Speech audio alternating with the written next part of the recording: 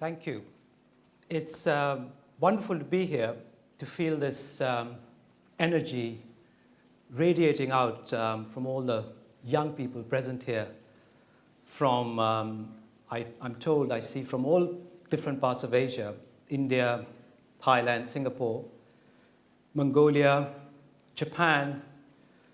And it reminds me that we are united here in Asia like never before in our history.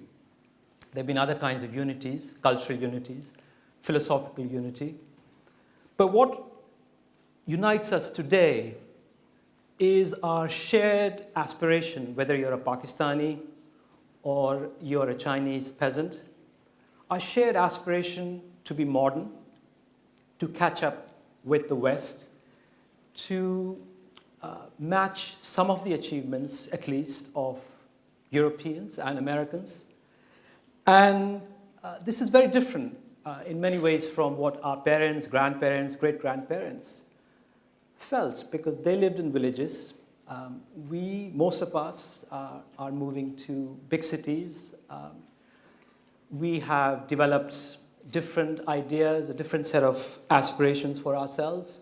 We have a different idea of happiness, of contentment. We look forward to working in factories and in offices, of living in big cities, of possessing a car, a house, a stable job, a secure life for our children. And this is why, to embrace this life that some hundreds of millions of people in Europe and America have already enjoyed, this is why we make these dramatic moves. And as we speak, hundreds of millions of people across Asia are making that move from villages to small cities to big cities. They are leaving their old attachments behind. They're leaving their aged parents behind. They are going to school, learning a standardized set of skills to make themselves employable in the job market. They are trying to acquire other technical skills. They are suffering the pain of being away from their loved ones. All of this so that they can have some of the conveniences and comforts of modern life.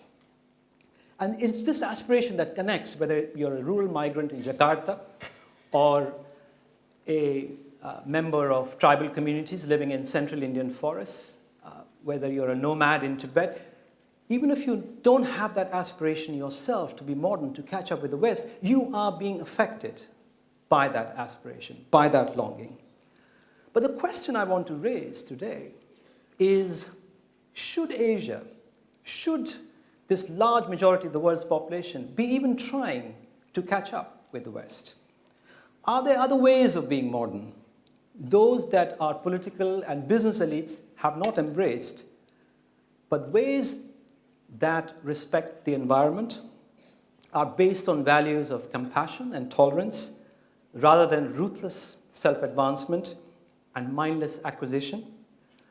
Ways of being modern which do not involve endless conflicts over resources and territories, the kind of destructive wars we saw in the last century between European powers and Japan.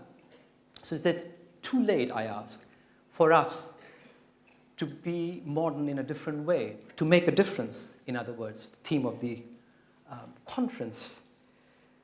Let's begin with history, which will help us figure out how did we get where we are today. Beginning the 19th century, many of you would know, a small minority of people from Europe, mostly from Europe, later from America, managed to control vast territories across the globe through a series of innovations, through a series of military successes, economic successes. They broke into older societies, very distinguished societies sometimes, Turkey, India, China, which for centuries, they had developed their own ways of being, their own lifestyles, their own models, their own institutions of politics, of economy, different forms of culture. And until the mid-20th century, you'll remember that most of Asia remained under the rule or the domination of people from Europe and America. Our ancestors had to fight very hard. They had to struggle a great deal. They sacrificed a lot to regain their freedom, to regain their sovereignty. Many of them fought for decades and decades and gave up all kinds of pleasures and comforts to win back their dignity, to gain some kind of justice, to win national independence. But it is worth asking whether we are truly independent today. Political independence, yes, but are we mentally independent? Are we intellectually independent?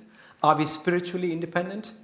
Or do we remain enslaved to a set of imported ideas, ideas that we adopted from the West in the process of being ruled by them, in the process of being dominated by them? Because what happened when we regained our national sovereignty, that in order to win back our dignity, we had to adopt, in many cases, some of the methods of Western countries, of Western European powers. The first instance, the most prominent instance, being Japan, which was the first country in Asia to modernize, you'll remember, in the late 19th century and in the early 20th century. It industrialized, moved its rural population, started to move its rural population into urban areas, but also started to do things which only Britain and France and other European powers had done, which was to invade, colonize, occupy other countries in Asia. And we know the tremendous suffering that was caused by that whole process. Tens of millions of people died across Asia, in China, in Vietnam, in Java, and let's not forget, also in Japan. The Japanese people themselves eventually became victims when nuclear bombs, for the first, and I hope for the only time in history, were used against Japan in 1945. Now, of course, the big Asian power to try and modernize, to catch up with the West, is China. Of course, it's done amazingly well in the last 2 decades, but let's not forget the immense suffering that the Chinese people have experienced over the last century, the Civil War, the Japanese invasion, and then after the establishment of the PRC, the many other ordeals that they had to suffer because their country wanted to catch up with the West, and so horrible, terrible mistakes were made, and tens of millions of people died as a result in the famines. Tens of millions of people lost their dignity, lost their freedom in these various blunders, in these various attempts to make China, to turn China into a strong nation. Now, there were some very wise people in Asia in the early 19th century, when we were not independent, when we were still enslaved.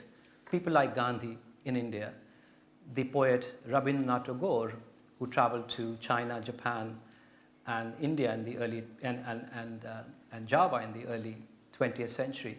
And of course, China produced an amazing number of intellectuals and activists, most prominently Liang Qichao, all of whom warned against a blind imitation of Western Europe.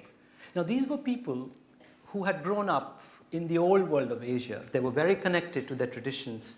They knew what their societies, their cultures, their economies, what the values that those societies were based upon. They had a very intimate knowledge of that. They knew about family structures.